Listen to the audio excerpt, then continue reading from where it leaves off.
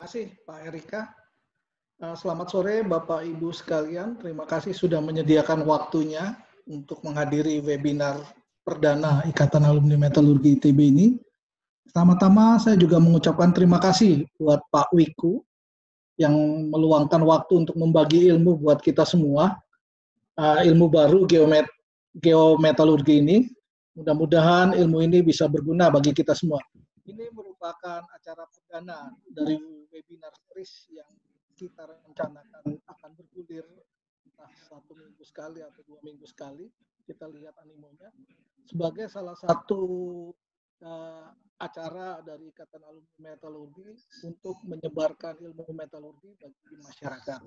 Mudah-mudahan sangat bermanfaat buat kita semua dan kita dapat mengambil hasil yang baik dari webinar ini. Saya rasa untuk mempersingkat waktu, saya kembalikan moderator. Terima kasih atas kehadiran Bapak Ibu sekalian. Silakan Pak Erika.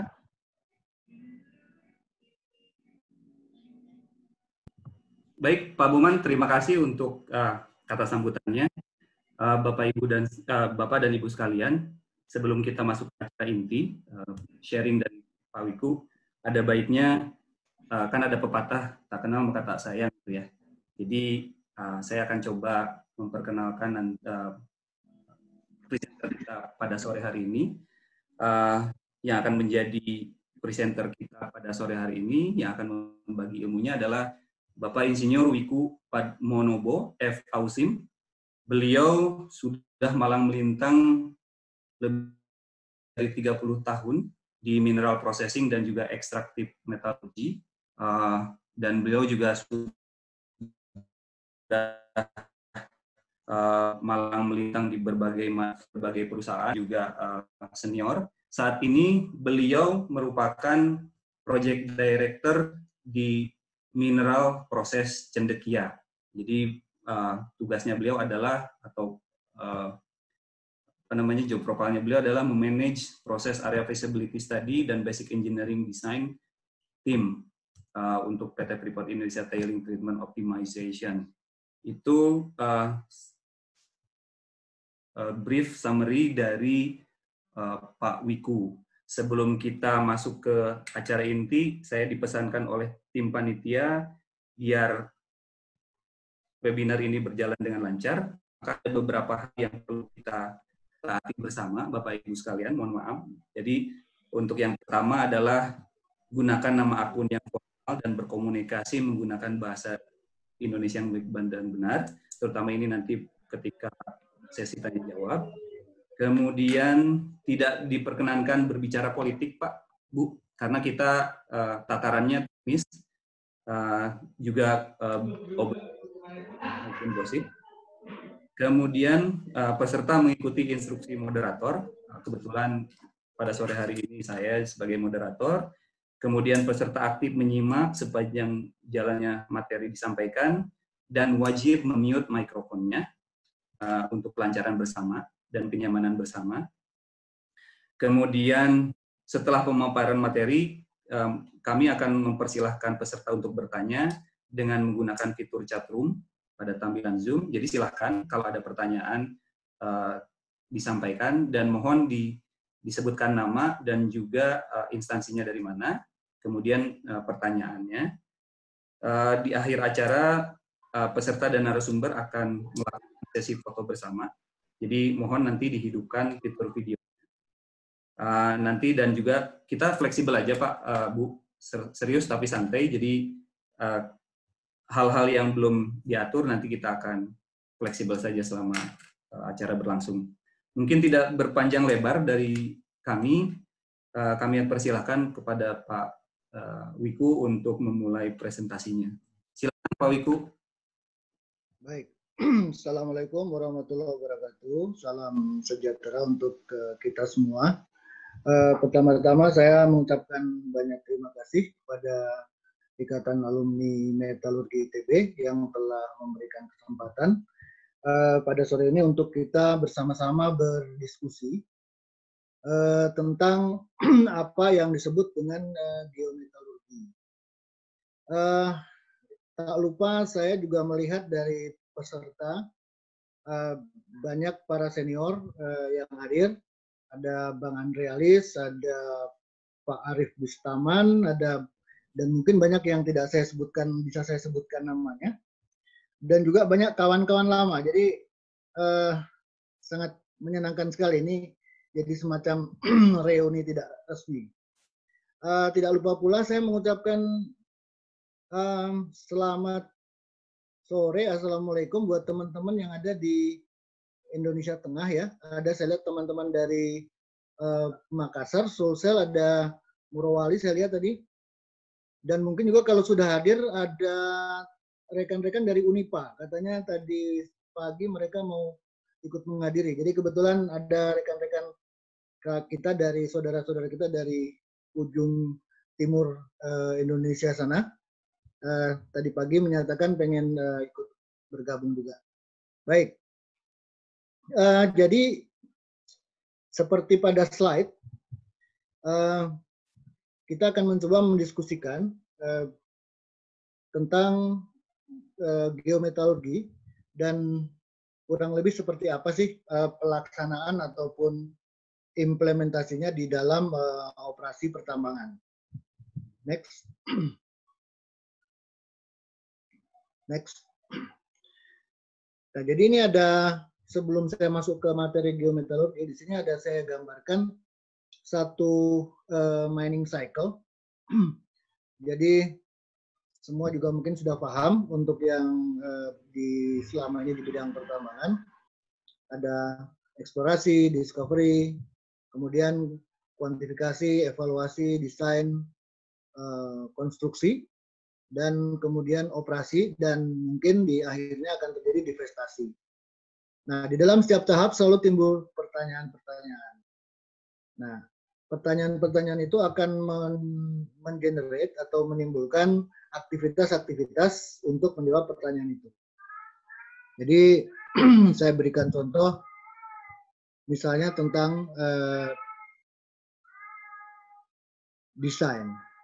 Jadi, desainnya ini setelah kita melalui berbagai tahap, kemudian desain akan ada timbul pertanyaan, apakah desain yang akan kita gunakan ini sudah optimum atau belum? Nah, itu kemudian aktivitas-aktivitas yang timbul karenanya adalah seperti feasibility study atau studi kelayakan, kemudian juga bagaimana tentang proyek itu dibiayai dan sebagainya dan sebagainya. Nah, ini project cycle ini diusulkan oleh Dunan. Kemudian ada yang lebih sederhana di bawahnya seperti dilihat. Jadi isinya kurang lebih sama, tapi pada prinsipnya ingin menyatakan bahwa ada satu tahap di mana pertama adalah kita melakukan pengambilan keputusan dan kemudian optimasi. Nah, kenapa ini perlu saya sampaikan? Karena pada prinsipnya geometalurgi ini nanti akan menjembatani atau menjadi alat untuk suatu perusahaan tambang atau operasional tambang itu lebih bisa mudah meningkatkan NPV-nya. Next. Nah, ini masih tentang project cycle. Jadi di dalam project cycle ini, kalau kita melihat di dalam tatanan studi kelayakan di awal satu project, itu kita mengenal istilah scoping study, kemudian pre-feasibility study, dan feasibility study, yang kemudian diikuti dengan implementasi dan operation. Nah, di setiap tahap itu ada hal-hal yang juga mengenerate pertanyaan. Misalnya di scoping, apa sih kenapa kita harus melakukan scoping? Karena kita pengen melihat kemungkinan suatu proyek bisa dilakukan. Terus kemudian potensi apa saja dan risiko apa saja yang mungkin di dalam implementasi proyek tersebut. Jadi di dalam flow diagramnya dimunculkan opsi 1, opsi 2, opsi 3. Semua opsi kemudian diuji. Yang kemudian di dalam feasibility study setelah kita memilih satu opsi yang paling optimal, yang paling visible, kemudian kita melakukan pengujian ataupun pengumpulan informasi yang lebih detail untuk kemudian mendekati sedekat mungkin dengan kondisi kemungkinan ketika rancangan kelayakan tersebut diimplementasikan. Kemudian selanjutnya di implementasi adalah konstruksi, kita melakukan pembelian, kemudian konstruksi, kemudian startup, commissioning, dan yang terakhir adalah operasional. Silakan next. Nah, jadi ada satu highlight yang saya perlu sampaikan yang nanti akan menjadi dasar dari pembicaraan selanjutnya, bahwa suatu resiko, suatu proyek dengan kapital yang besar, saya ngambil contoh misalnya Freeport Newmont ya, Aman sekarang namanya, itu memiliki suatu sifat di mana dia sangat sensitif terhadap resiko. Maka tidak heran sewaktu saya bekerja di Newmont, seingat saya kita melakukan feasibility study-nya itu hampir lebih dari 5 tahun. Nah, begitu juga Freeport, saya yakin bahwa melakukan feasibility study-nya cukup lama. Demikian pula INCO. INCO itu dari tahun 69 itu sampai tahun 70 akhir itu baru kemudian beroperasi. Jadi kenapa lama sekali dia melakukan studi kelayakan? Karena semakin tinggi kapital yang diberikan, maka dia sangat sensitif terhadap risiko.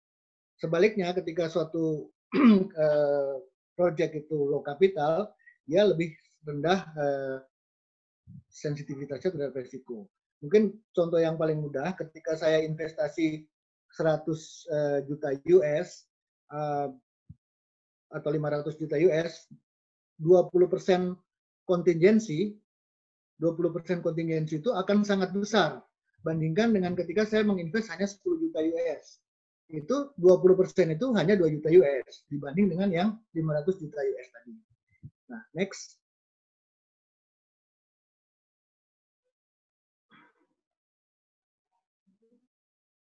Nah, kita masuk ke geometalurgi. Jadi geometalurgi itu sebenarnya adalah selalu kita bicara modeling ya. Jadi geometalurgi itu adalah suatu model. Jadi suatu model yang menggabungkan berbagai materi informasi untuk dapat digunakan melakukan efisiensi dan meningkatkan menurunkan risiko dan meningkatkan NPV dari suatu proyek. Nah, di sini beberapa hal saya tunjukkan seperti misalnya bahwa karakter dari ore, kemudian model geologinya, kemudian perencanaan tambang, itu semua adalah informasi-informasi yang kemudian digabung dengan bagaimana recovery, bagaimana throughput dalam artian tonase yang masuk per satuan waktu, bagaimana tailingnya, bagaimana kita mau buang tailingnya, di mana, terus apakah tailingnya toksik atau tidak, dan sebagainya. Kemudian bisa juga dilihat adalah environmental. Ada constraint atau batasan-batasan environmental yang tidak bisa dilewati dan informasinya dimasukkan ke dalam model tersebut. Nah, dengan adanya model ini diharapkan tentunya shareholder bisa mendapatkan optimum profit, kemudian community juga bisa mendapatkan keuntungan terbaik, teroptimum, juga pemerintah dan juga si mining operation tersebut. Jika menggabungkan menggunakan suatu pendekatan yang holistik. Jadi mungkin yang bukan suatu pendekatan yang terpisah-pisah sehingga akhirnya biayanya bisa lebih tinggi. Next.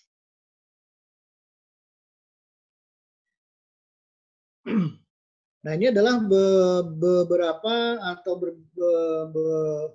beberapa definisi dari geometalurgi itu sendiri.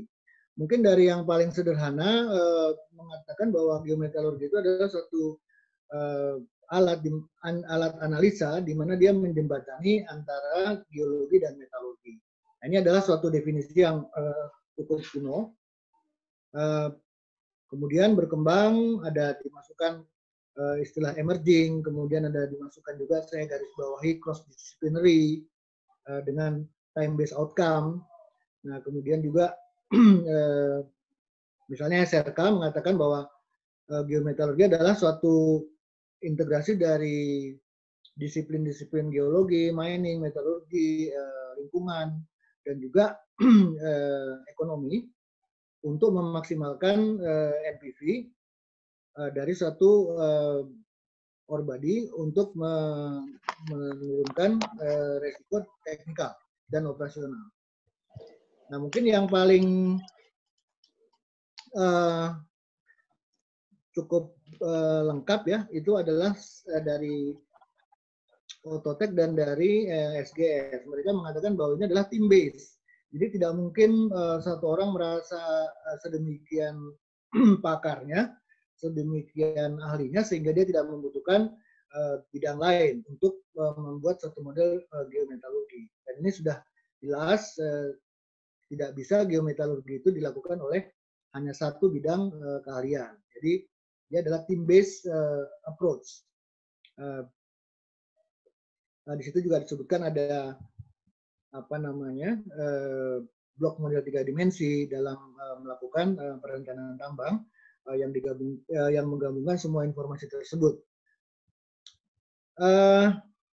Kemudian ada satu statement juga yang menarik bahwa di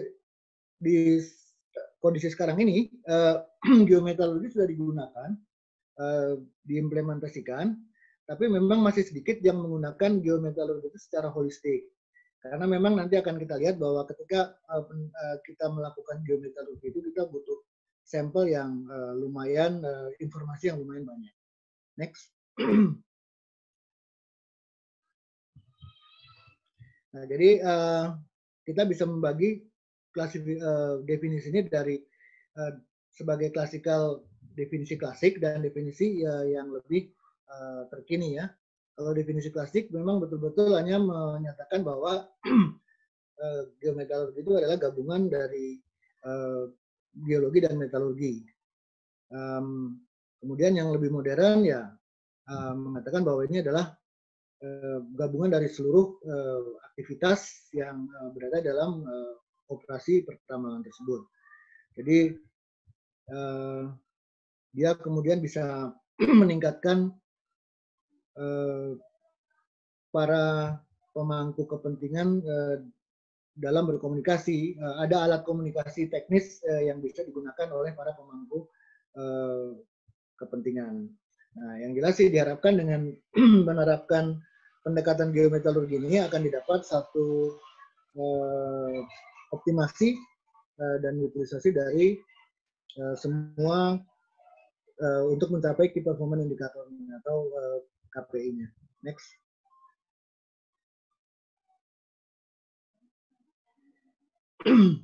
Nah, ini adalah beberapa keuntungan dari geometalurgi pendekatan ini ketika kita menggunakan pendekatan ini. Jadi adanya utilisasi dari cadangan biji dengan menjadi lebih baik. Kenapa? Karena kemudian batas-batas dari cut-off grade ataupun mining block tersebut itu kemudian mengacu kepada satu metallurgical performance.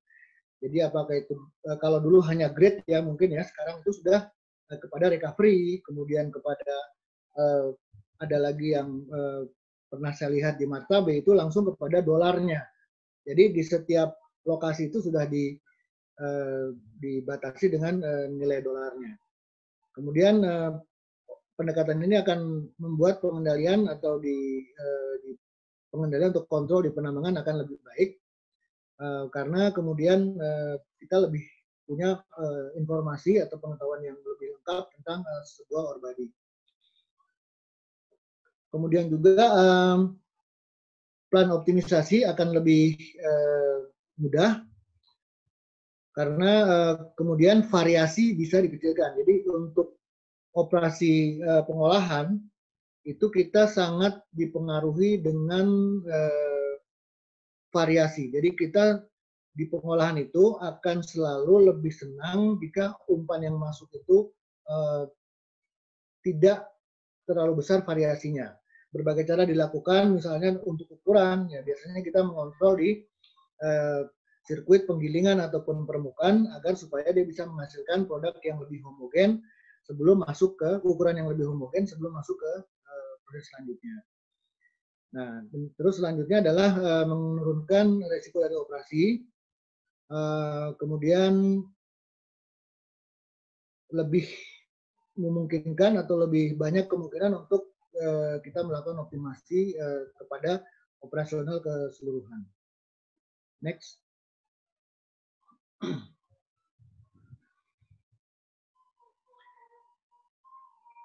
Nah, tadi disebutkan dalam salah satu di definisi bahwa dia adalah cross disiplin ya. Jadi mulai dari exploration geologi, mining geologi, geochemistry, geotechnical, perencanaan tambang, mineral processing, metalurgi, ekonomi teknik, lingkungan, dan juga mining law, itu semua digabungkan informasinya untuk kemudian meningkatkan NPV tadi. Nah, jadi dengan menggabungkan ini semua diharapkan kemudian bahwa resikonya akan lebih kecil dan NPV-nya akan lebih naik. Next. Nah, jadi seperti saya sampaikan sebelumnya, kembali. Jadi seperti saya sampaikan sebelumnya, jadi ketika kita menginvestasikan suatu kapital yang besar, maka dia akan lebih sensitif terhadap resiko. Sebaliknya untuk low capital itu lebih kecil sensitivitasnya terhadap resiko. Mungkin saya ingin sambil menyapa Pak Rozik ini, dosen saya. Selamat bergabung Pak Rozik.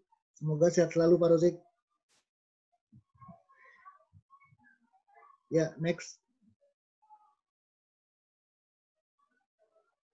Nah, ini adalah satu contoh ataupun satu gambaran yang menceritakan tadi tentang definisi tradisional atau terhadap geometalurgi dan dibandingkan dengan yang baru. Yang tradisional itu hanya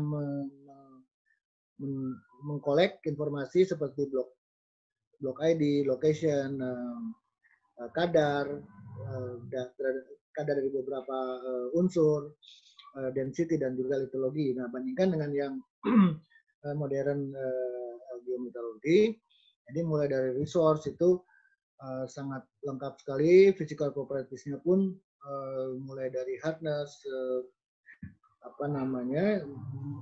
grain size dan seterusnya, juga tentang environmental seperti dapat dilihat sudah juga mencakup tentang elemen-elemen yang bisa menjadikan di saat dia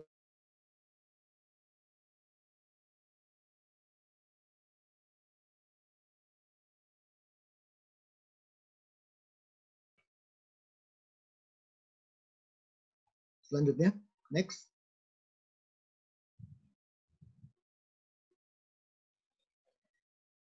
Nah, ini adalah beberapa key driver kenapa dalam 10-15 tahun terakhir ini memang kemudian orang melakukan pendekatan geometalurgi secara intensif. Yang pertama adalah bahwa semakin hari semakin sedikit cadangan dengan kadar yang tinggi, dan semakin hari itu secara geologi maupun secara meteorologi semakin kompleks karakter dari endapan yang ada. Kemudian juga semakin susahnya kita mendapatkan satu investasi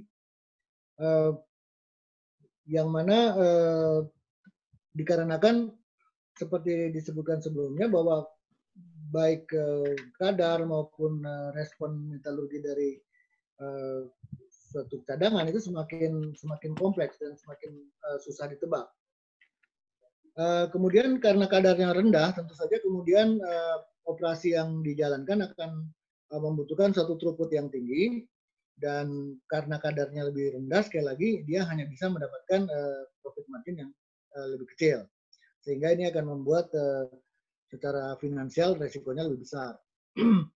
Dan yang terakhir bahwasanya funder itu biasanya lebih tertarik untuk invest kepada suatu organisasi atau operasi penambangan yang memanage resiko-resikonya dengan hati-hati, dengan baik, dengan berbagai, jadi merupakan evidence. Jadi akan menjadi evidence, sudah dibukti bahwa ini kita manage risk kita dengan baik dengan pendekatan geometallurgi. Next. Ya, jadi ini adalah tahapan dari geometallurgi secara umum. Sebetulnya geometallurgi ini juga sedikit menjadi berbeda ketika dia kemudian dilihat dari sisi seorang metalurgis ataupun seorang geologis.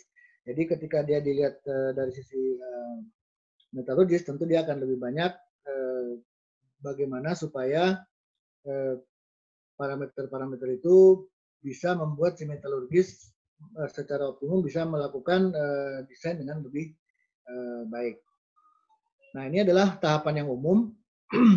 Jadi yang pertama adalah pengumpulan data geologi, kemudian kita membuat metallurgical sampling program, kemudian setelah itu laboratory testing untuk sampel-sampel yang sudah kita ambil. Nah, ini pendekatannya sekali lagi ini memang lebih kepada dari sudut pandang metalurgi, tapi memang kepentingannya ini adalah kepentingan holistik dari operasional tersebut. Nah, kemudian setelah sampel didapatkan dan dilakukan pengujian, kemudian dilakukan validity. Jadi validity itu maksudnya bahwa di awal itu geologis sudah menetapkan mengidentifikasi domain-domain dari sebuah cadangan. Misalnya dia akan mengatakan cadangan ini bisa dibagi 3, oxide, kemudian atau weathered, kemudian transisi, dan yang sulfide misalnya. Nah, itu kemudian kita melakukan tes respon metalurgi terhadap anggaplah tiga domain tadi. Nah, ini kemudian kita validity, benar nggak? Karena secara umum kita akan mengatakan satu ore yang weathered itu dia akan lebih mudah misalnya disianidasi daripada yang tidak weathered. Nah, confirm nggak ini? Nah, ketika itu nggak confirm, kemudian kita melakukan revisi ataupun melakukan tes ulang. Nah, setelah kita melakukan ternyata valid, kita membentuk satu hubungan matematikal terhadap domain-domain ataupun constraint dari environmental juga, dari domain geologi juga terhadap satu dari hasil tes kita tadi. Nah, setelah itu kemudian kita akan membentuk satu model metalurgi. Di sini artinya kita mengambil satu keputusan dari berbagai macam opsi. Ini yang kita pilih adalah satu model tertentu. Nah, setelah itu kita melakukan simulasi. Nah, kita melakukan simulasi dengan biasanya dibantu dengan software maupun kalau misalnya tidak dengan software, kita melakukan satu pemodelan bisa dibantu dengan Excel misalnya, seperti itu. Semakin kompleks, maka kita membutuhkan software yang lebih tangguh. Nah, terakhir adalah kita mengkalibrasi. Kita mengkalibrasi kalau dia merupakan satu brownfield, kita mengkalibrasi model tersebut terhadap data aktual di lapangan. Next. Nah, ini adalah satu pendekatan yang disebut dengan geometallurgy mapping. Nah, ini tahapnya lebih sederhana karena dia lebih melihat biasanya ke satu sisi di belakang atau di tengah dari satu mining cycle. Jadi sama dengan tadi juga pada prinsipnya di sini dia menyebutkan dia mendevelop matriks dulu yang ditampilkan dari berbagai data. Matriks itu adalah misalnya di sebagai row-nya, sebagai barisnya itu adalah domain-domain yang diidentifikasi oleh geologis. Kemudian sebagai kolomnya itu bisa misalnya recovery, kemudian throughput, kemudian grade dan sebagainya. Jadi seperti itu. Nah, kemudian adalah melakukan setelah membuat matriks dari pengumpulan data tadi, dibuat matriks, kemudian dikarakterisasi, dan yang terakhir adalah bahwa semua data itu dimasukkan ke dalam satu model yang dalam hal ini karena dia sudah hampir semua perusahaan itu mempunyai software untuk para mining engineer dan geologisnya, maka kemudian biasanya data tersebut dimasukkan ke dalam 3D model untuk melihat untuk perencanaan tambang dan memperkirakan faktor ekonominya. Next. Nah, ini adalah contoh dari satu matrik geometalurgi. Jadi misalnya di geologi itu ada parameter yang ditetapkan, kemudian juga pengujian yang memungkinkan untuk menetapkan parameter tersebut. Nah, ini ada yang terakhir itu kemudian data. Kemudian ada juga tentang contoh yang lain adalah tentang tipe batuan, tipe rock type-nya. Disebutkan situ ada matriksnya, ada atrasi dan sebagainya. Yang kemudian digabungkan menjadi matriks terakhir. Di situ kemudian akan digunakan matriks terakhir ini akan digunakan untuk dimasukkan ke dalam blok model. Next.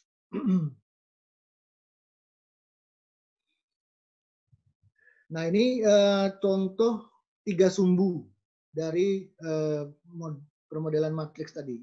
Tapi ini padahal sederhana ya, contoh yang sederhana.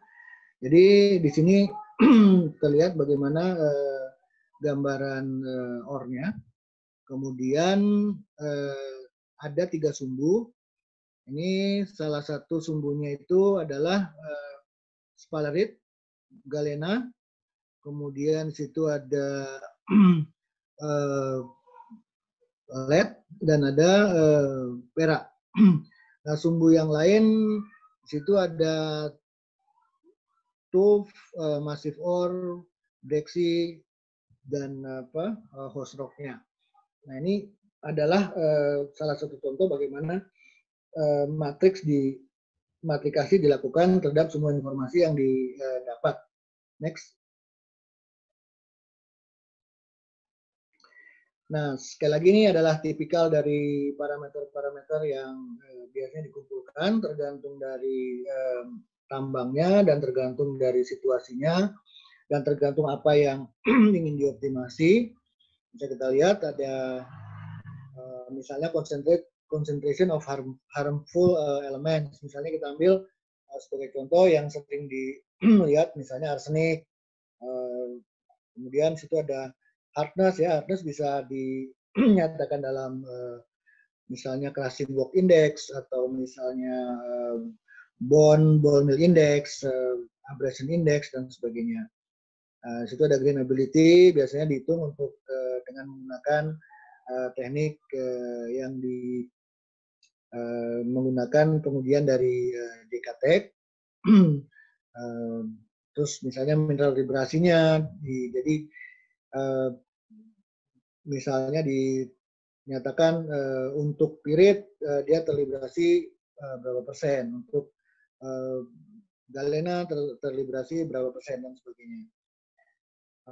Juga melihat fragmentasi dan juga seperti reagen consumption. Ini adalah tipikal parameter-parameter yang biasa dikumpulkan. Next. Nah, ini mungkin lebih nyata. Di sini ada case study.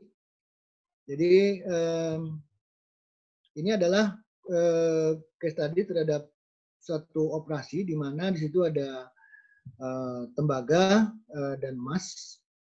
Dia memiliki 3 tipe mengidentifikasi geologis mengidentifikasi tiga domain biji yang kemudian dikumpulkan data. Setelah itu dilakukan pengujian. Ini ya kita lihat di tabel ya, misalnya tabel yang atas itu ada feed grade. Jadi grade dari emasnya itu misalnya yang domain A itu 0,7, kemudian domain B 0,3, domain C 0,2. Seterusnya ada tembaga juga. Kemudian ada BWI, Bond Work Index, atau kemampu gilingan ya, kemampu gilingan dari setiap domain. Nah, ini biasanya dinyatakan dalam kWh per ton, makin tinggi dia makin membutuhkan energi yang banyak untuk menggiling menjadi suatu ukuran tertentu. Jadi misalnya dia untuk menghasilkan 75 mikron, itu dengan diuji Bond Mill Work Index-nya, itu kita tahu bahwa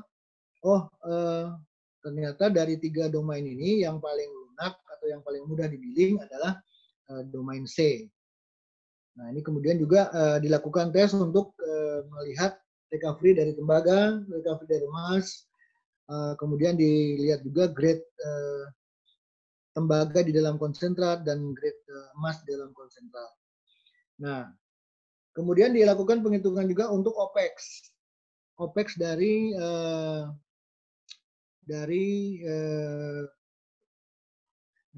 flow sheet yang dipilih. Nah, juga dihitung NSR-nya sehingga kemudian di ujungnya itu akan muncul operating profit dari setiap domain. Nah, ini kalau tidak salah sudah dilakukan juga di Martabe. Itu ada Bang Dunan juga saya lihat hadir, jadi mungkin Bang Dunan nanti bisa mengkonfirmasi. Nah, jadi setiap domain itu punya operating profit yang masing-masing. Nah, kemudian dari situ dilakukan optimasi, berbagai optimasi. Salah satunya adalah dengan mencoba melihat bagaimana kalau di blending. Nah, di sini ada blending ABC, ada blending A lawan B, ada A lawan C, dan ada B lawan C. Nah, nampak bahwa operating profit yang paling besar adalah ketika kita melakukan blending A dengan C. Jadi operating profitnya itu adalah 97,035. Ini salah satu contoh. Next. Nah, ini contoh yang lain. Kebetulan ditulis oleh Ototech baru-baru saja. Jadi sama kasusnya di sini ada satu operasi yang kemudian ingin dioptimasi. Base case-nya atau baseline-nya disebut A, kemudian ada beberapa opsi untuk mengoptimasi operasional mereka. Mereka sebut B, C, D, dan E. Nah, untuk masing-masing opsi mereka kemudian menghitung berapa revenue, berapa OPEX, kemudian berapa revenue, kemudian berapa total OPEX, sehingga ditemukan nilai dari setiap opsi. Nah, di sini nampak bahwa opsi sorting yang dimana di situ di mention bahwa opsi sorting ini kemudian meningkatkan mining rate dan dilanjutkan dengan CIL. Jadi CIL itu adalah singkatan dari carbon in bits. Bagi teman-teman yang belum tahu. Next.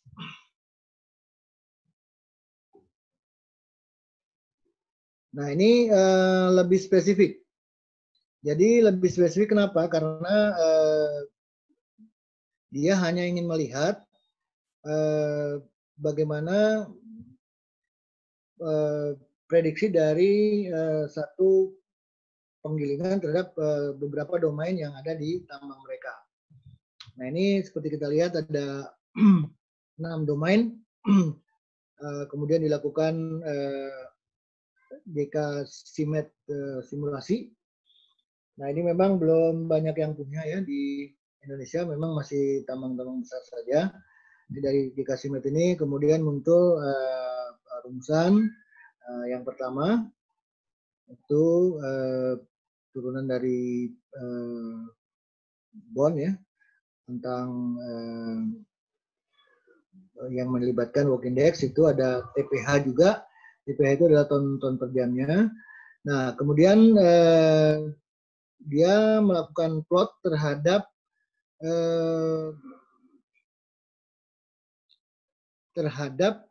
hasil energi dan hasil. Jadi misalnya dia ingin menghasilkan 100 produk P80-nya 100 mikron dia plot. Kemudian 210 dia plot lagi. Nah, untuk 6 domain dia plot. Kemudian dia mencoba membuat satu persamaan empiris, dan kemudian finally mereka membuat satu persamaan yang dapat meramalkan kapasitas dari sirkuit tersebut. Jadi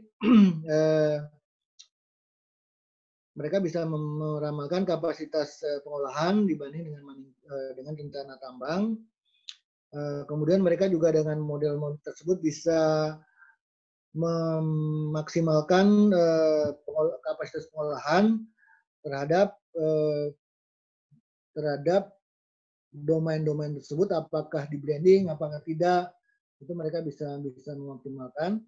Dan yang paling sangat juga perlu kita perhatikan, salah satu keuntungannya, kemudian ini juga bisa melakukan optimalisasi kapasitas pengolahan terhadap maintenance program. Nah, di sini memang tidak hanya maintenance plan maintenance, perawatan yang direncanakan, tapi juga termasuk breakdown maintenance, jadi perawatan yang tidak direncanakan. Jadi kalau mobil itu ibaratnya mogok di jalan, itu bukan masuk ke bengkel untuk servis, tapi mogok di jalan. Nah, ini sudah bisa dilakukan perkiraannya. Nah, yang terakhir adalah bahwa kemudian mereka dengan modeling ini juga bisa memperkirakan berapa P80 yang akan timbul atau dihasilkan di sirkuit penggilingan, permukaan dan penggilingan untuk menjadi umpan kepada sirkuit flotasi. P80 artinya passing 80, jadi 80% dari material yang dimasukkan itu lolos terhadap satu ukuran tertentu. Next.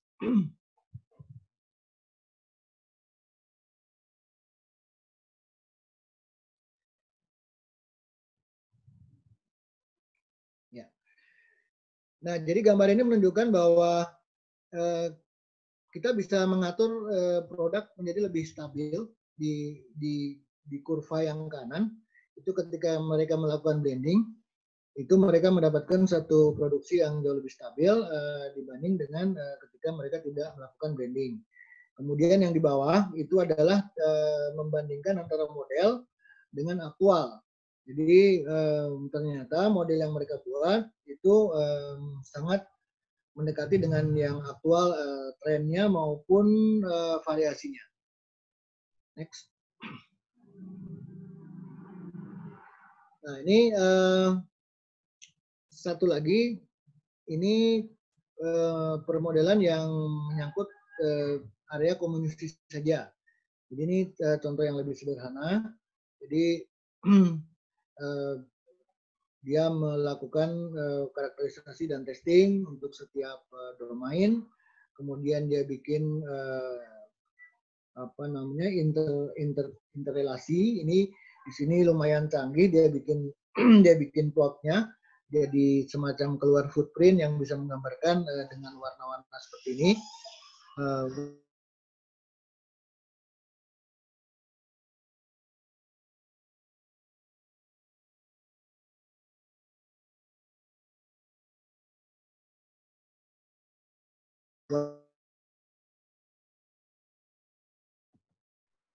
Halo, Pak Wiku.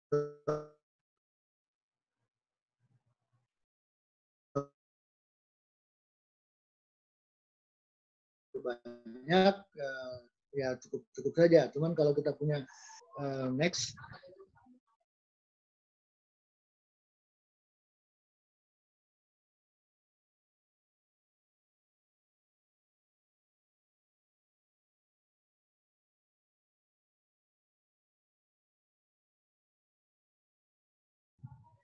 Maaf tadi terputus.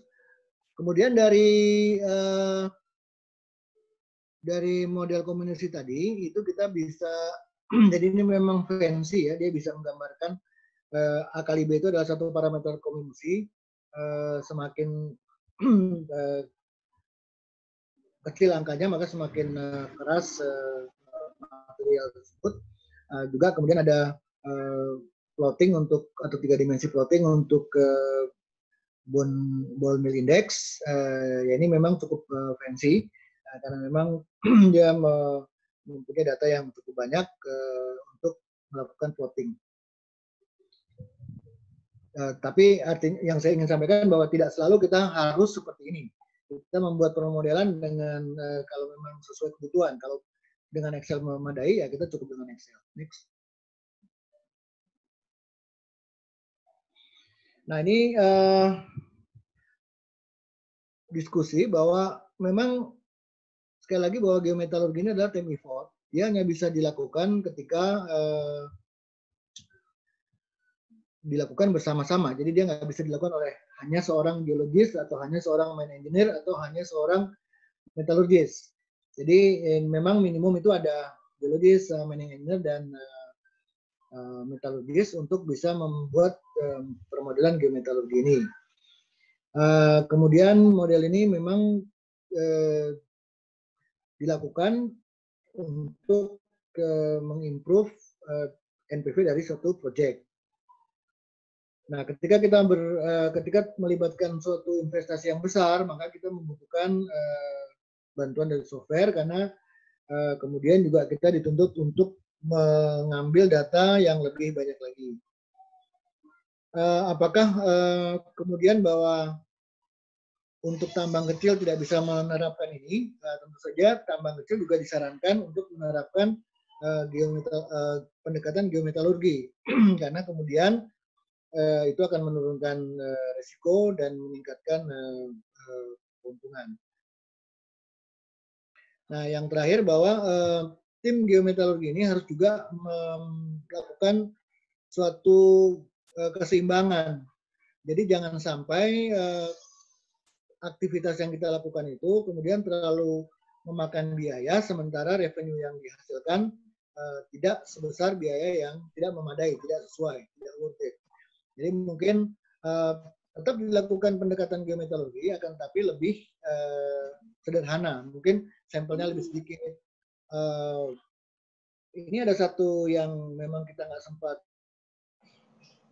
tampilkan bahwa ketika kita melakukan satu penambangan berskala kecil atau kita terbatas dengan adanya sampel, maka sebaiknya kita jangan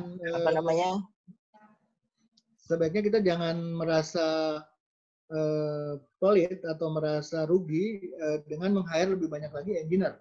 Jadi kita butuh lebih banyak lagi metallurgis, geologis dan mining engineer untuk supaya kita bisa melakukan pendekatan geometalurgi lebih baik.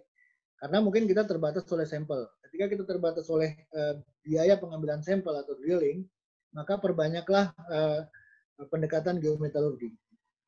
Mungkin itu yang bisa saya sharing pada sore hari ini. Mudah-mudahan bermanfaat. Saya kembalikan ke Pak Moderator. Baik, terima kasih Pak Wiku untuk paparannya yang terkait dengan geometalurgi. Luar biasa Pak, sharingnya tentang geometalurgi ini. Ternyata geometalurgi ini adalah satu, mungkin bisa dikatakan satu package itu yang sangat diperlukan oleh suatu mining mungkin ya dalam memulai studi kelayakan. Jadi kalau misalkan kita dengarkan tadi atau simak tadi, ada beberapa summary yang bisa ditarik, yaitu geometalurgi itu merupakan modeling dan approach-nya secara holistik. Jadi ini menggabungkan semua aspek dari penambangan sampai ke pengolahan, dan ini juga akan berguna bagi semua stakeholder yang berkaitan dengan proses penambangan, baik itu pemerintah, shareholders maupun juga community gitu ya. Kemudian beberapa benefit dari geometalurgi pada dasarnya adalah untuk meningkatkan performance baik itu di metalurgi, kemudian di ore resources-nya, kemudian miningnya bisa dikontrol, kemudian di plan optimisasinya juga bisa diperbaiki. Hal-hal tersebut ternyata merupakan fungsi atau kegunaan dari geometalurgi. Terima kasih Pak Wiku untuk paparannya yang sangat berguna bagi kita semua. Sebelum kita lanjutkan ke sesi tanya jawab, saya tadi melihat ada Pak Rozik dan juga Pak Sukyar. Selamat datang Pak Rozik, Pak Sukyar di webinar ini. Terima kasih Pak untuk partisipasinya. Mungkin kita mulai dengan sesi tanya jawab. Ada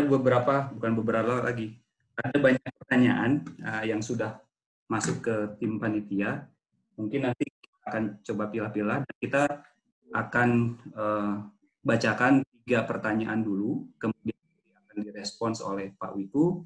Kemudian setelah direspon nanti kita bacakan kembali 3 pertanyaan dan begitu seterusnya sampai waktunya selesai gitu ya. Baik, Pak Wiku, di sini kita coba sampaikan 3 pertanyaan dulu, Pak. Yang pertama, ini ada 2 pertanyaan yang sebetulnya mirip dari Pak Bono Sugianto dari PTKS dan juga dari Pak Arif Tiamar, Indofair Group.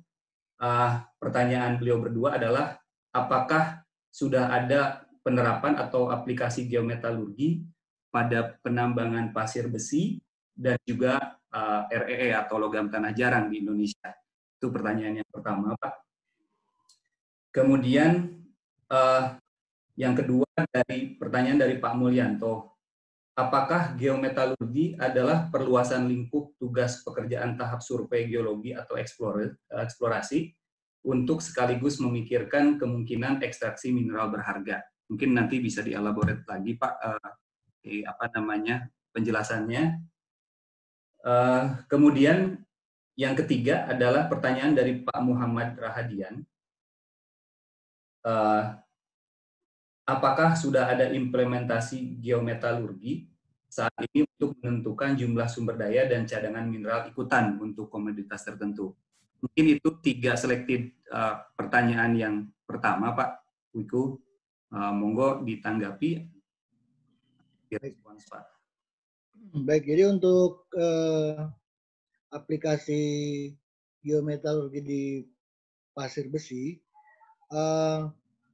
mungkin secara holistik ketika kita di Jogja Magasa Iron waktu itu, secara holistik banget belum ya, akan tapi di situ pada saat kita melakukan studi kelayakan, itu kita betul-betul memang bersama-sama dengan geologis, mining engineer dan tim metalurgi itu betul-betul bersama-sama dan saling membantu dalam membentuk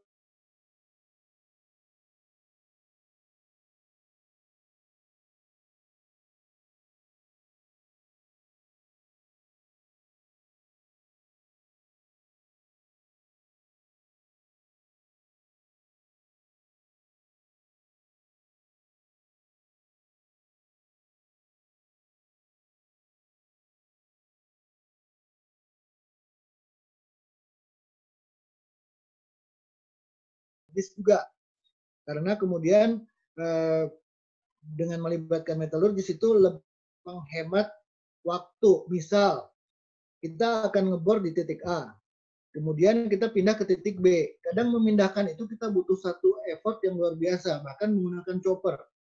Nah, ketika kita kemudian melibatkan metalurgis, otomatis ketika di situ di titik A tersebut dibutuhkan lubang satu lagi untuk sampel metalurgi, itu mesin bor tidak akan dipindah dulu. Nah, jadi memang ada yang mengatakan kalau sebetulnya ini memang selalu geometalurgi itu merupakan aplikasi dari satu effort ya, bukan tidak melulu satu ilmu yang harus dilakukan secara lengkap, tapi di titik-titik tertentu dia bisa melakukan pendekatan yang holistik. Itu aja.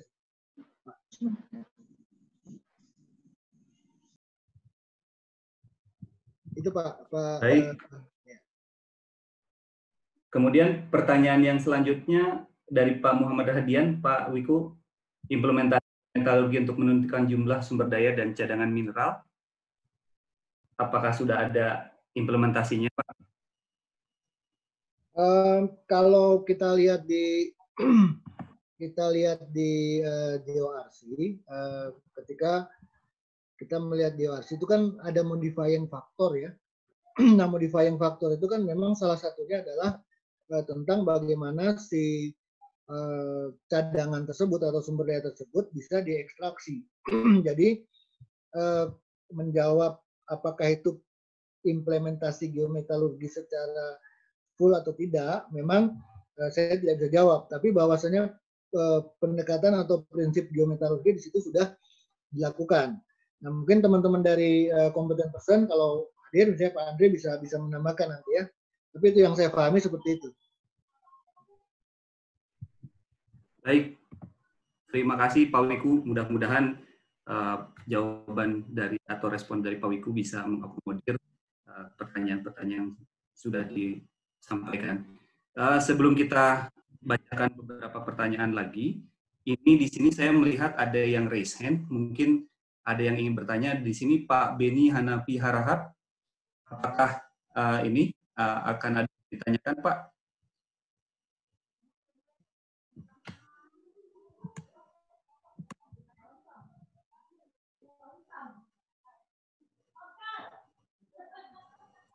Hostnya mungkin bisa di-unmute dulu, Pak Beni.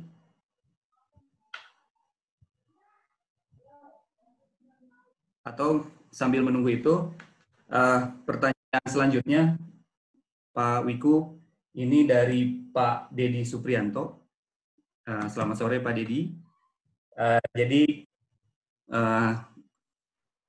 kan kita sebagai engineer, Pak, biasanya men-challenge ketidakpastian di dalam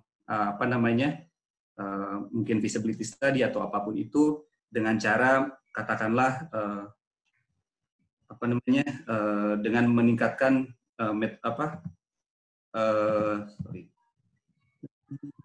dengan persen kepastian. Betul, cara berjaga dan menambah persentase kepastian. Nah, kalau di geometalurgi ini menambah persentase kepastiannya ini di bagian mananya? Itu pertanyaan inti dari Pak Dedi Suprianto. Ya, kira-kira di grade-nya atau pada saat merencanakan mill-nya atau bagaimana gitu, Pak. Terima kasih. Betul. Ya. Kemudian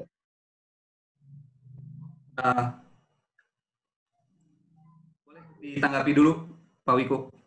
Oke, ini boleh Pak Fikri boleh ditampilkan lagi ya slide-nya tadi. Baik, Pak.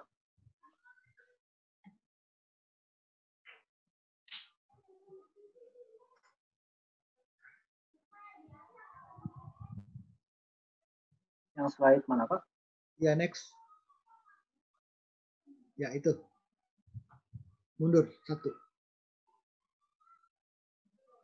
Ya, stop. Nah, untuk Pak Dedi ini begini ya, ini dari kalau kita melihat satu tahapan studi kelayakan ya, itu ketika kita melakukan scoping masih tanpa testing ya, tanpa testing ataupun dengan testing yang sangat minimum, itu kita mengatakan kontingensi kita berada pada 30-50%.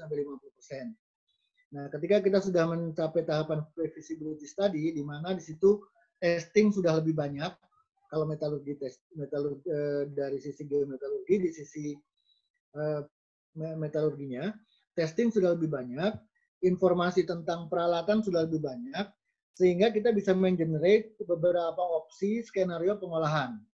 Nah, itu kita bisa mengklaim bahwa di situ kontingensi sudah menjadi lebih baik antara 20-25%.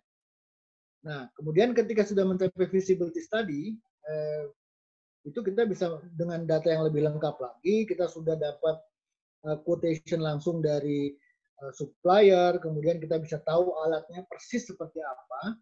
Kan kalau alat itu kan di awal kita tentukan menggunakan mil, kemudian mungkin kita bilang kapasitasnya sekian. Nah, tapi kan berbagai macam kelengkapan di situ belum jelas pada saat kita melakukan feasibility study. Nah, pada tahap FS itu kita sudah lebih lengkap lagi informasinya. Kita sudah melakukan variability test. Jadi misalnya di tahun pertama itu kita akan menambang, rencana nambangnya adalah gabungan dari domain A, B, dan C. Itu sampelnya betul-betul kita campur sesuai komposisi setahun pertama tersebut. Kemudian kita uji terhadap proses yang kita pilih. Nah, tahun pertama, tahun kedua, tahun ketiga, tahun keempat, sampai tahun ke-10 misalnya, itu sudah kita uji. Dan itu confirm. Kita dapat recovery yang pasti. Dapat recovery yang kita inginkan. Di tahun pertama kita plot recovery 80%. Muncul 80%. Tahun kedua recovery 85. Muncul 85. Nah, itu kontingensinya lebih tinggi lagi. Jadi, menjawab pertanyaan tadi, di mana dia muncul, ya munculnya peningkatan akurasi itu adalah di satu pengujian. Nah, pengujian tentu membutuhkan sampel yang representatif. Jadi memang kemudian ada aktivitas, misalnya dia akan membuat lubang-lubang tambahan yang lebih rapat untuk kemudian selain meningkatkan confidence di sisi cadangan, dia juga akan kemudian bisa memberikan sampel kepada metalurgis untuk kemudian membuat pengujian-pengujian yang mengkonfirmasi rencana yang sudah dibuat sebelumnya. Nah, rencana ini kemudian menjadi input kepada mining engineer untuk kemudian membuat block model dan wireframe-nya lebih akurat.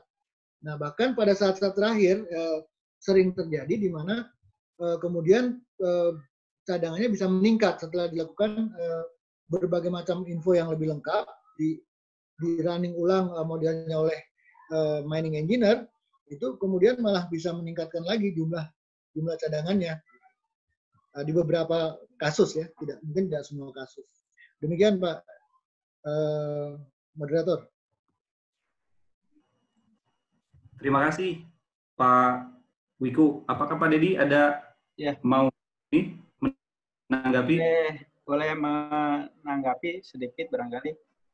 Pak Wiku, apakah saya mikirnya gini, apakah geometalurgi itu membypass dari sampel geologi yang ada yang belum ditambang, sehingga sudah muncul pemikiran, wah pengolahannya bakal seperti ini. Artinya pemikiran sederhananya itu seperti itu.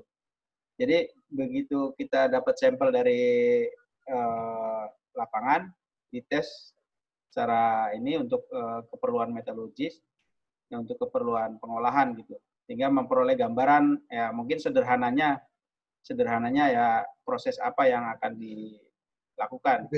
Kalau tahapan ini kan memang sudah detail sekali dan ini lazim di dalam sebuah tahapan-tahapan FS ya Pak Wiku ya. Terima kasih Pak Wiku.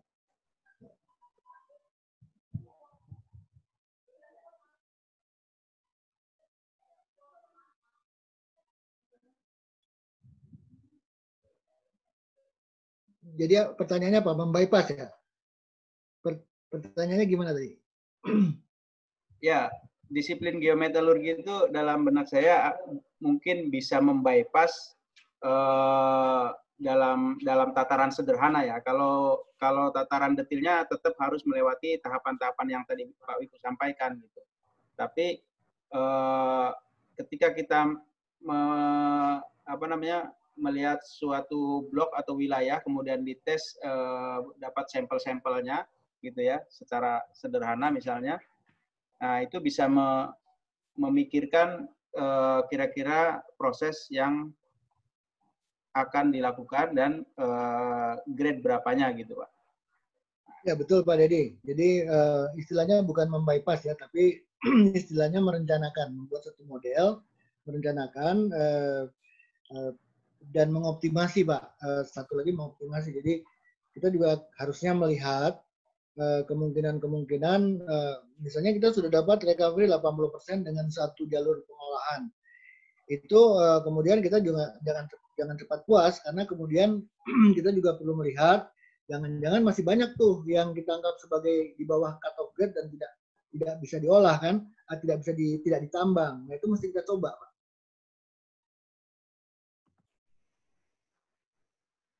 Artinya ini juga bisa memanfaatkan misalnya cadangan yang marginal, itu bisa diperkirakan nih dengan disiplin inilah ya. Artinya kategori-kategori yang saat ini di teman-teman pelaku usaha tambang yang mungkin grade-grade tertentu yang dikatakan waste, dengan disiplin ini bisa meningkatkan kategori waste tadi gitu. Ya, bisa seperti itu. Jadi bahkan di beberapa tempat yang saya tahu itu mereka sudah menggunakan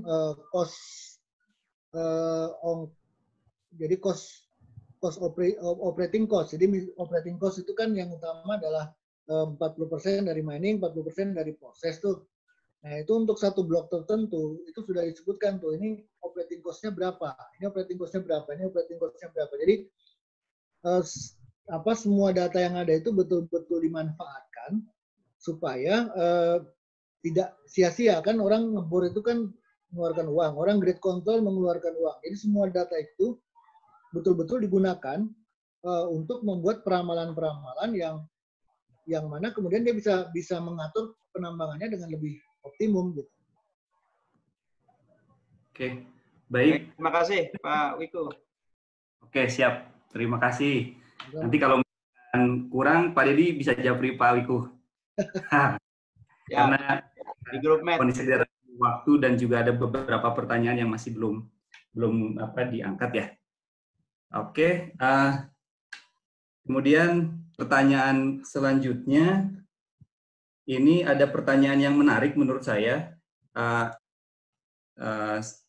tentang ini. Tadi kan kalau kita lihat presentasi geometalurgi itu yang disampaikan adalah yang benefit atau manfaat atau keuntungannya ya. Nah, ini ada pertanyaan yang menarik dari Ibu Susaptri Udiani. Apakah ada kekurangan dari geometalurgi ini, Pak Wiku? Pertanyaannya sederhana, tapi mungkin juga katakanlah ya menarik juga untuk dibahas nih. Ya. Geometalurgi ini apakah ada kekurangannya? Baik. Mangga, Pak. Ya, pertama-tama terima kasih atas pertanyaannya Mbak Saptri. Ini senior saya, ini Mbak Saptri. Mungkin juga selamat menunaikan ibadah sholat maghrib untuk teman-teman yang di Indonesia Tengah. Tadi ada teman dari Sulsel, dari Sultra juga ya, dari Morowali. Menjawab pertanyaan Mbak Saptri, kekurangannya memang kalau kita tidak hati-hati, kemudian kita jadi mengeluarkan biaya yang tidak sebanding dengan hasilnya, Mbak. Kadang-kadang untuk tambang yang tidak terlalu besar, maka operasi atau praktek geometalurgi ini harus dilakukan dengan bijak. Jadi jangan terlalu banyak juga mengeluarkan biaya yang tidak sebanding dengan hasilnya. Itu kekurangannya, Mbak. Baik, terima kasih Pak Wiku untuk untuk responsnya. Oke, kemudian pertanyaan selanjutnya ini dari Pak Yogi Yanas.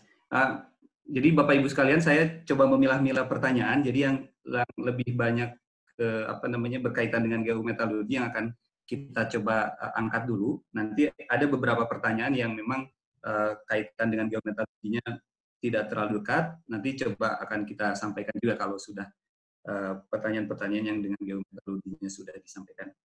Ini ada dari Pak Yogi Yanas. Bagaimana tahapan yang paling baik dalam penentuan domain-domain untuk ormas dalam pengolahan deep leaching? Bagaimana melakukan pendekatan tes geomet yang akurat dengan sampel yang diperoleh juga terbatas? Itu mungkin Pak Wiku pertanyaan dari Pak Yogi Yanas. Baik. ini pengalaman ya, kebetulan jadi gini, kebetulan untuk hip lifting itu boleh dikatakan emas ya, itu ada kemungkinan kan grade-nya tidak terlalu tinggi sehingga dipilih melakukan hip lifting. Jadi pemilihan domain memang pertama melihat dari model geologi.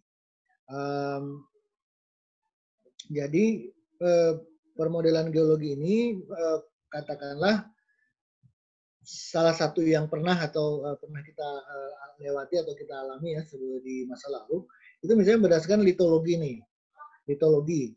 Nah berdasarkan litologi itu kemudian kita coba lihat baik dari geokimia maupun kita coba respon cepat dengan proses tersebut. Nah kebetulan yang kita mau proses kan emas nih. Jadi kita bisa mengambil sedikit sampel untuk kemudian melihat respon cepat dari klasifikasi atau domaining yang dibuat oleh geologis. Jika misalnya litologi 1 lawan litologi 2, lawan litologi 3, ternyata litologi 1 dan 2 ini beda litologi tapi recovery-nya sama, kemudian juga kinetik dari reaksinya pun sama, maka mungkin kita akan melihat sebetulnya litologi ini bukan suatu domaining yang tepat untuk ore tersebut. Bisa jadi misalnya dia lebih tepat kalau menggunakan apakah dia oxide, apakah dia tidak oxide. Tapi dengan tadi Bapak menyampaikan ini hip lifting, kemungkinan besar ini oxide ya Pak. Nah kalau dia oxide ya mungkin ada faktor lain. Nah, salah satu teknik yang biasa digunakan itu adalah diagnostic leaching, Pak. Jadi diagnostic leaching itu adalah mereaksikan sejumlah tertentu sampel dengan bahan kimia yang berbeda.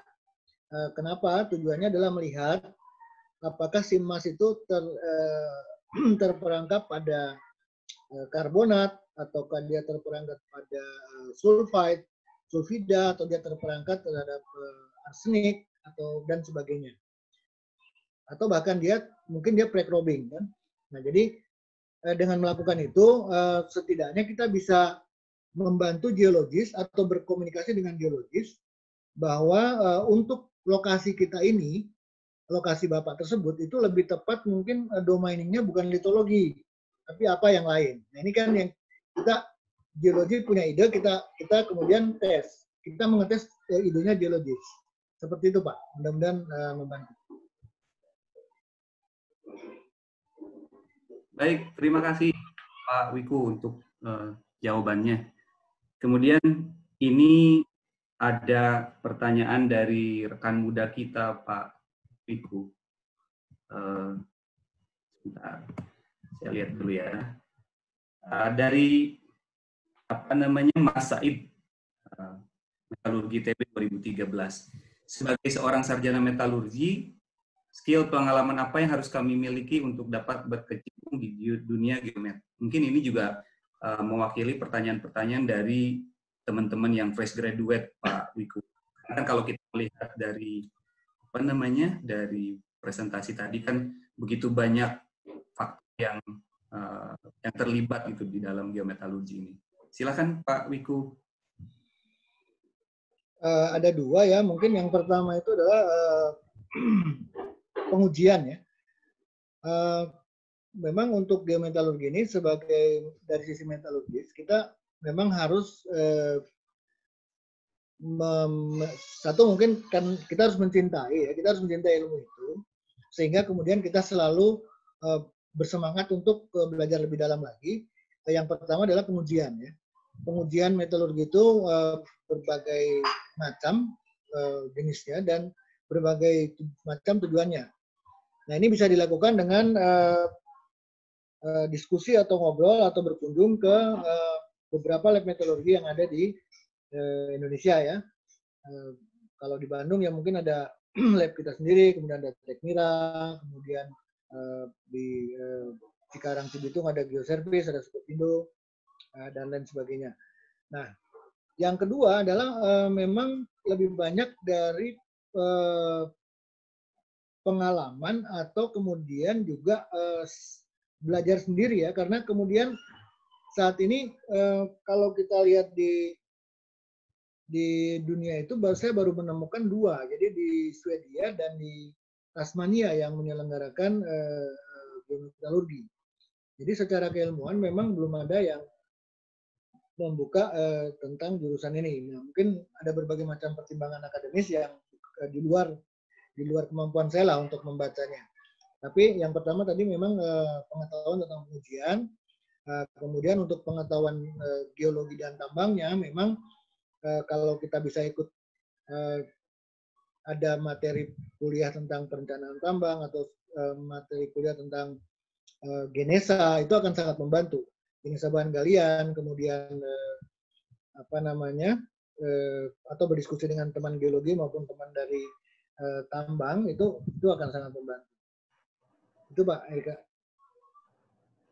Baik, terima kasih Pak Wiku untuk ininya, jawabannya. Mudah-mudahan Mas Said bisa terakomodir pertanyaannya atau ingin tahuannya, Pak. Kemudian saya lihat ini ada yang raise hand, Pak Beni Hanafi Harahap. Apakah Bapak akan mengajukan pertanyaan, Pak, sebelum mungkin kita lanjutkan ke pertanyaan-pertanyaan yang sudah ada di chat box? Pak Beni?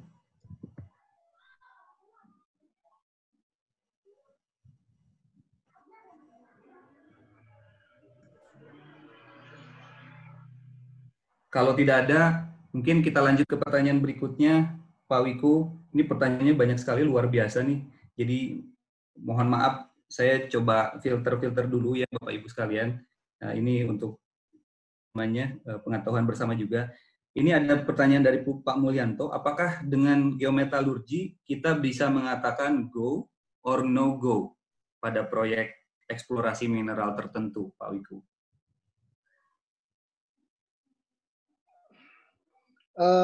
Bisa Pak, tapi kontingensinya tentu tergantung dari informasi yang tersedia.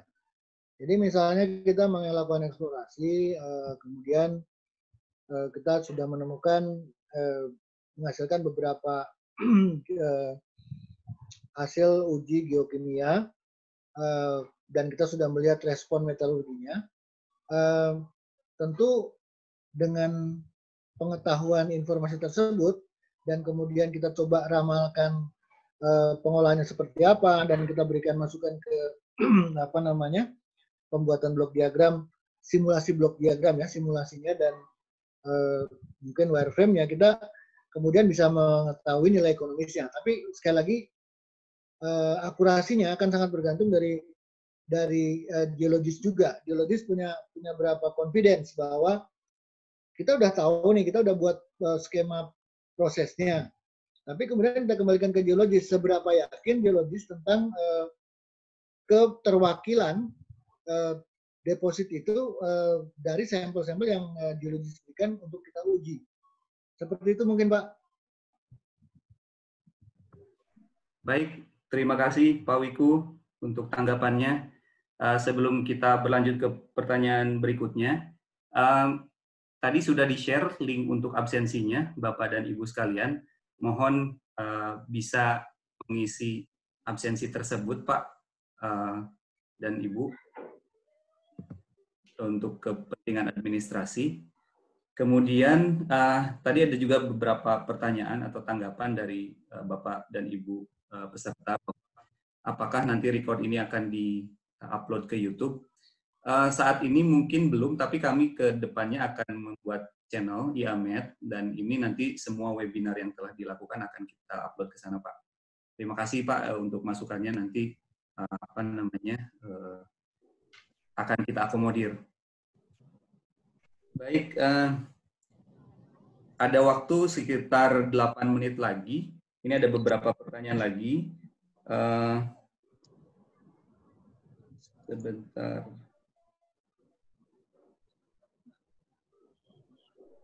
Mungkin ini tidak terlalu berhubungan dengan geometalurgi, tapi ini ada pertanyaan dari Pak Safrudin. byproduct dari peleburan nikel mate berupa slag di mana kandungan nikel sudah tidak ekonomis. Apakah slag yang kandungan tinggi bisa dilebur ulang untuk mendapatkan Fe-nya? Mungkin ini nggak berkaitan langsung dengan geometalurgi, tapi mungkin Pak Wiku bisa menanggapi hal ini, Pak. Ya, jadi ya mungkin kita mesti bikin program pengujiannya dulu ya, walaupun secara mungkin langkah pertama kita lihat analisa kimianya dulu, Pak. Mungkin kita lihat analisa kimianya dan dari situ kita bisa mencoba mengkalkulasi apakah kadar tersebut masih ekonomis atau tidak dengan proses yang bisa kita lakukan untuk mengambil logam berharganya. Bahkan sih mungkin lebih tertariknya nikel ya, nikel dan kobalt. Mungkin nikel kobaltnya masih bisa. Seperti itu, Pak. Tapi lebih jelasnya ya memang kita masih lihat analisa dari bahan tersebut, bahan itu dulu. Baik. Kemudian pertanyaan selanjutnya adalah, adakah universitas yang sudah mempunyai jurusan geometalurgi? Mungkin sepengetahuan Pak Wiku, apakah sudah ada, Pak? Atau memang ini adalah applied science yang katakanlah bisa dipelajari melalui sertifikasi tertentu atau kursus-kursus gitu, Pak? Itu. Ya. Ada dua, Pak, yang menyelenggarakan geometalurgi, yaitu di Swedia, Luleå University ya kalau nggak salah. Luleå itu ada anak tambang ITB di situ. Pak Halim apa ya namanya ya kalau nggak salah ya. Terus yang kedua itu Tasmania. Oh, di Australia berarti ya? Ya, di Australia. Ya. Oke, baik. Mungkin suatu saat geometalurgi ini bisa menjadi satu subjek tertentu mungkin, Pak Wiku ya? Ya, mungkin kalaupun tidak menjadi jurusan bisa menjadi apa ya, semacam opsi gitu ya di saya nggak tahu apa di tambang atau di studi metalurgi. Oke, siap. Baik, Pak Wiku, ini ada pertanyaan menarik juga nih dari Pak Rahmat Novizar. Kan ini geometalurgi nih, Pak. Pertanyaan beliau adalah, semenjak kapan studi metalurgi dimulai? Apakah sejak preliminary exploration? Apakah selalu berhubungan antara domain geologi dengan tipe material metalurgi? Kalau sejak kapan sih? Pendekatan geometalurgi ini memang diharapkan dari awal ya, dari awal, setelah mungkin geofisik, kemudian mulai tracing ataupun misalnya survei lapangan melihat hotspot, itu mungkin sudah bisa mengambil sampel yang memang tergantung kita dimasak ya, diolahnya itu tergantung dari penglihatan geologis. Kalau geologis berpikir bahwa domain ini bakalan menjadi domain utama dari deposit ini, maka domain itu bisa kita uji dari awal. Gitu, Pak. Memang harus ada kerjasama antara geologis sama metalurgis ya, Pak ya? Karena metalurgis hanya menguji kan, nanti yang mengetahui apakah dia satu lokasi, satu domain mengandung emas yang sangat tinggi, tetapi domain tersebut jumlahnya di dalam cadangan itu hanya 10% misalnya. Nah, tentu mungkin dia tidak worth it, tidak layak untuk diuji di awal. Tapi kalau misalnya geologis yakin bahwa deposit ini 80 diuji dari awal. Ya. Baik. Terima kasih Pak Wiku. Bapak dan Ibu sekalian, ini banyak sekali pertanyaan-pertanyaan yang masuk ke panitia, Pak. Tapi mohon maaf sebelumnya, tidak bisa semua pertanyaan bisa disampaikan pada webinar ini karena keterbatasan waktu dan juga banyaknya pertanyaan, dan kami coba pilah-pilah supaya korelasi dengan apa yang disampaikan oleh presenter bisa tetap terjaga. Sekarang sudah 5.28, sudah hampir 1,5 jam kita melakukan webinar ini. Jadi mungkin nanti pertanyaan-pertanyaan yang belum bisa forum yang lain, dan juga tetap kami record pertanyaan-pertanyaan ini untuk bisa kami nanti diskusikan. Kami mohon maaf karena memang waktu juga yang membatasi pertemuan kita kali ini. Kami sangat mengapresiasi partisipasi dari Bapak dan Ibu sekalian dari mulai tadi jam 4 sampai sekarang jam 5:30 waktu Indonesia Barat, dan juga peserta yang saat ini tercatat 177, luar biasa sekali. Tadi kita sempat lebih dari 200 orang yang online untuk mengikuti ini.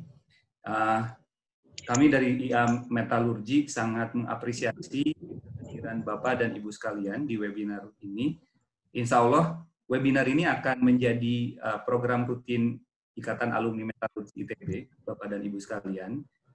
Apakah nanti akan 1 minggu sekali atau 2 minggu sekali, kita coba lihat kemungkinannya seperti itu. Tapi pada dasarnya kami dari Ikatan Alumni Metalurgi ingin berkontribusi ini dengan apa yang bisa kami provide atau sampaikan. Mudah-mudahan kontribusi kami ini bisa bisa memberikan sesuatu hal yang berguna bagi kita semua, dan kami berharap saran-saran dari Bapak Ibu sekalian, tadi kami sudah sampaikan juga linknya, mohon saran dan masukannya disampaikan kepada kami untuk perbaikan ke depannya.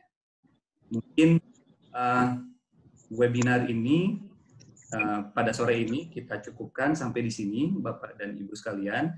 Apresiasi yang setinggi-tingginya buat Pak Wiku yang sudah men-share ilmunya, Pak. Mudah-mudahan apa yang sudah di-share memberikan manfaat bagi kita semua, dan juga menjadi amal buat Bapak, karena ilmu adalah amal yang tidak akan putus, Pak.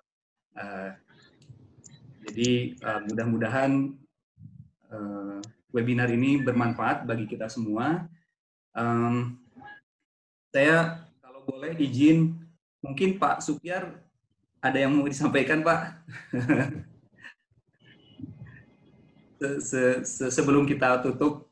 Terima kasih Pak Erika. Ini desakannya Pak Boman kayaknya nih. Terima kasih. Sama saya terima kasih nih, apresiasi ke alumni Metalurgi. Walaupun saya bukan alumni Metalurgi, tapi saya supporter beratnya Metalurgi. Geo-nya Pak, Geomet soalnya Pak. Tadi pagi kita mengunjungi, ini Pak Boman, tadi pagi kita mengunjungi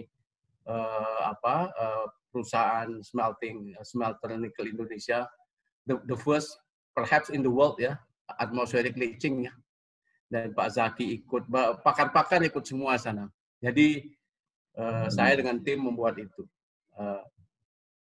Saya terima kasih Pak Wiku. Saya sering dengar nama Bapak, bukan banget ya. Mungkin kedua kali saya ketemu Bapak. Kenal Pak Wiku, luar biasa. Saya mungkin referensi saya sekarang ini hidupnya lebih banyak di metalurgi ya. Kenapa saya lebih dekat dengan metalurgi? Karena major saya itu geochemistry, sehingga apa yang disampaikan teman-teman metalurgi itu langsung nyekrup ya. Dan sekarang di geologi, maaf saya harus bicara. Sekarang memang saya sependapat ya, tidak ada pemecahan masalah itu didekati dengan satu disiplin. Saya melihat geometalurgi ini lebih banyak suatu konsep ya, dari integrasi beberapa disiplin. Saya kira Bro Dedi itu junior saya di Minerba, kegiatan integrasi ini kan juga sudah dilakukan banyak tempat ya sebelum pada saat FS. Di geologi sekarang juga begitu Pak Wiku. Mereka mesti tahu metalurgi itu. Apa yang dipikirkan teman-teman metalurgi mesti dia tahu. Jadi misalkan dia harus bicara, si emas, misalkan emas itu adanya seperti apa, eksistennya seperti apa, apakah dia dari jemari dengan pirit, apakah dia solid solution, dia mesti cerita, karena itu akan berpengaruh kepada teknologi processingnya kan. Mulai dari pengolahan sampai nanti ekstraksinya. Jadi mereka harus tahu. Kalau dia kok bicara copper oxide sama copper sulfide, dia harus bicara, oh ini berarti pengolahannya seperti ini, heap leach atau bukan dan seperti itu. Dan di geologi itu mereka juga kalau dia melihat suatu batuan, dia sudah membayangkan sistem geologinya, dimensinya udah tahu. Jadi dengan berbekal metalurgi atau teman-teman metalurgi yang masuk ke geologi atau sebaliknya, itu juga dari awal sudah akan bisa mempredik, oh nanti ini akan begini loh kira-kira. Kalau geologi itu kan kuatnya dalam dimensi, Pak ya, dimensi 3 dimensi geologinya, dan teman-teman metalurgi bisa menskrupkan gimana forecast ke depannya. Sehingga dari awal itu teman-teman geologi dan met ini sudah tahu nih berapa sih kira-kira cost yang akan dikeluarkan kalau saya mainin sampai ke mana ke ekstraksi logam kan. Dan memang ini menjembatani gap-nya itu kan dari geologi, metalurgi itu kan di ujung sebenarnya kan. Betul. Konservatifnya dulu ya. Sekarang kan enggak, udah dekat. Jadi case-case yang disampaikan Pak Wiku sangat berharga bagi pada teman-teman junior ini kan. Dan tadi juga ada pertanyaan, saya kira pertanyaan dari partisipan itu, apakah sudah ada upaya untuk menghitung side product sebenarnya kan, mineral ikutan sebenarnya ditanyakan. Nah sebenarnya kalau Bro Dedi atau Mas Dedi cerita, itu sudah ada keharusan orang melaporkan itu sekarang, atau konservasi. Tapi juga dia harus mempunyai background meteorologi yang benar gitu, kalau nggak bisa nggak bisa mengestimasi berapa banyak cadangan ataupun besaran mineral side products-nya.